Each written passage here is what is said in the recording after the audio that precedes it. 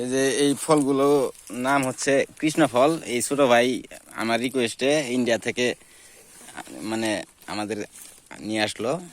আর এগুলো আমরা এই যে প্যাকেট করছি, এগুলো বাড়িতে নিয়ে যাব। তো ছোট ভাই, ইন্ডিয়াতে তোমার মানে এগুলো চাইলে দেয়? হ্যাঁ, চাইলে দেয়।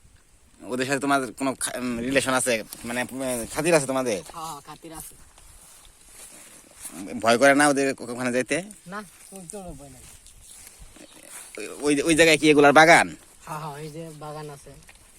ওই যে পিছনে যে পাহাড়টা দেখা যায় সেখানে হচ্ছে এই ফলটার বাগান। এই ফলটার নাম সঠিক জানি না, তবে এলাকা ভিত্তিক যে নামটা সেটা হচ্ছে কৃষ্ণ ফল। আর পিছনে যে বিচিটা থাকে সেটা ওই যে কাজু বাদাম যে হয় সেটাই। আর এলাকা ভিত্তিক যে নামটা সেটা আমাদের এখানে কৃষ্ণ ফল বলে আর কি। এমনিতে চেহারা সুন্দর, খাইতে এত মিষ্টি না, কিন্তু অনেক সুস্বাদু আর কি।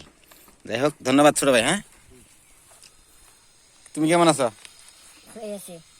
তোমার যে এই যে 1 ঘন্টা যাবত আমি খুঁজতেছি, এখন তোমার তো জরিমানা হয়েছে। আমার জরিমানা তো হবই। জরিমানা হইব, তুমি আমার যেন কি খাওয়াবা খাও। আমি আর কি খাওয়াবো?